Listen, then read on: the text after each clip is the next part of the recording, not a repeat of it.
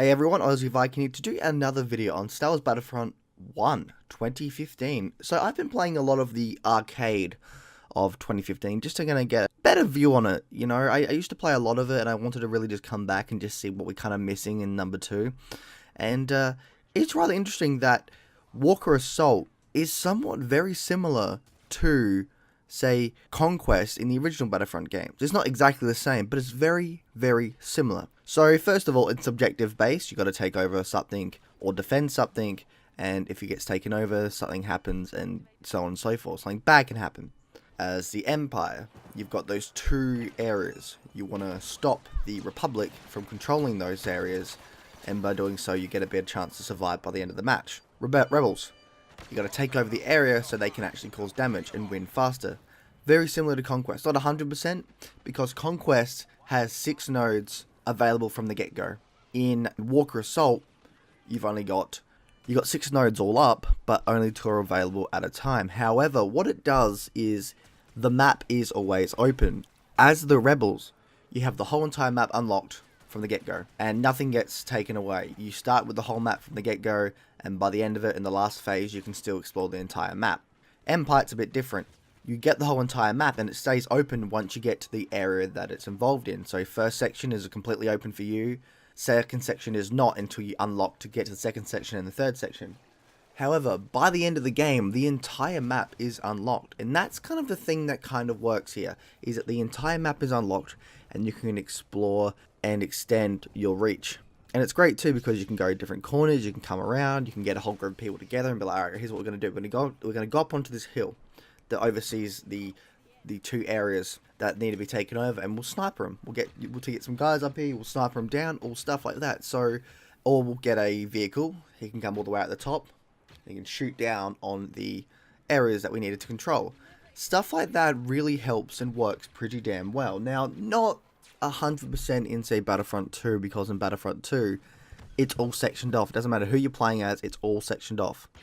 If you're playing the people that have to attack the objective that is movable, you have to attack it. But if they take over and get to the next section, you got to push backwards. They're pushing forwards, you push backwards, sort of deal. You don't get the entire map, so you can't really come around and attack them from behind and stuff because, well, that part of the map is unavailable. And it makes it more linear, and it does make it more like, okay, hey, this is more chaotic, but you kind of feel like you're missing some of that openness that you really need. Now, of course, Battlefront 2 fixed that with more so with the squad system, but it still needs a big game mode where the entire map is available. And here's hoping that becomes one with the offline. So that was my kind of praise of the Walker Assault.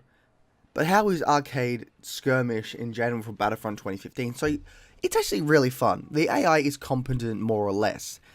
They're not the best, they're not the worst, they are fun to play with. Now, while there is no special units like in the original Battlefront games or even in Battlefront 2 more or less, we still get the ability to have random classes that have weapons and use their abilities. Mostly the shield, however, but still. One thing I liked, however, from Battlefront 1 was the fact that you could use all the weapons and all the heroes if you had the DLC. Now, we didn't get any of the maps, which sucks, and if you compare that to Battlefront 2 2017, all the DLC maps are available offline. Maybe not the entirety of the maps in terms of the Galactic Assault maps, but portions of the maps are available, and if we ever get a big game offline mode for Battlefront 2, then it will be unlockable, hopefully with the entire maps being usable.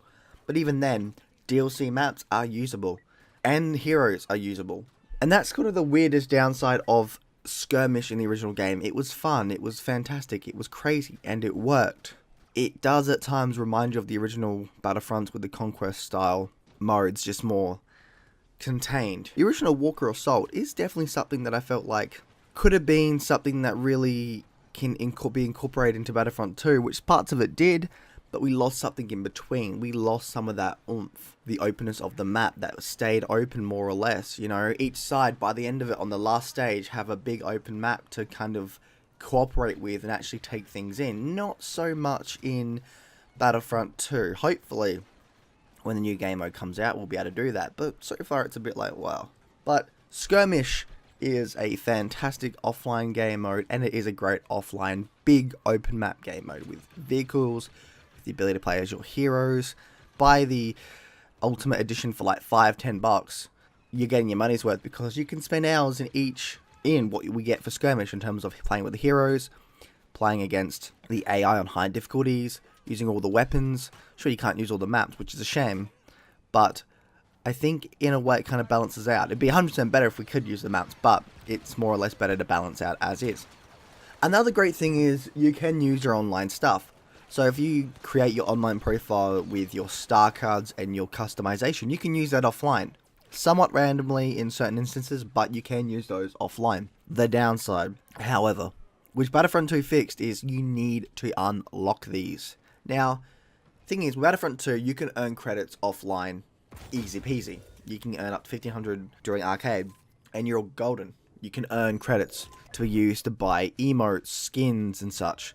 Not necessarily with Battlefront 1, and since the servers are almost never full, at least for me, it's a shame because you can't unlock everything offline, nor can you earn credits offline really to gain enough to buy those new star cards, the DLC star cards and stuff like that. You can't. And then if you want to get the star cards that are under contracts, by the HUT contracts, then that's a whole new ball game.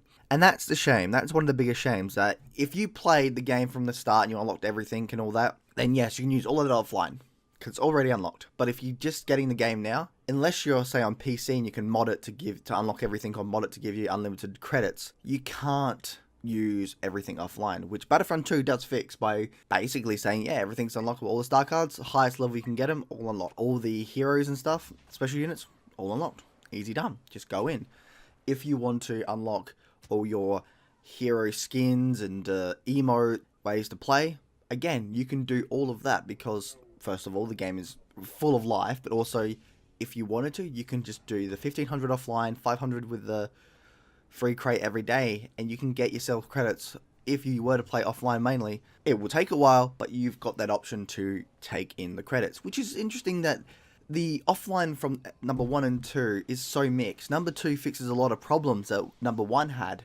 It does have better AI. You've got more customization. You can use all the special units and such a lot better. There's a lot of great to play, but number 2 singleizes it to a single area instead of a whole entire map with no objectives other than survive or kill. And that's the shame, where number 1 allows you to have all these big maps and such available to play from the get-go. But you can't play DLC maps, which number 2 lets you play the DLC maps. So it was really interesting how of a balance they've got. More or less, number 2 is better, but if you want a big game mode to play offline that makes you happy and awesome, you can just live out your dreams, you can do it number 1, not so number 2.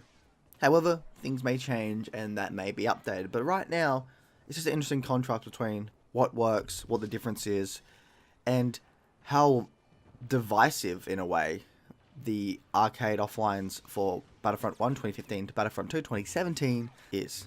Anyway, that's Aussie Viking out. I shall see you all in Valhalla. Bye.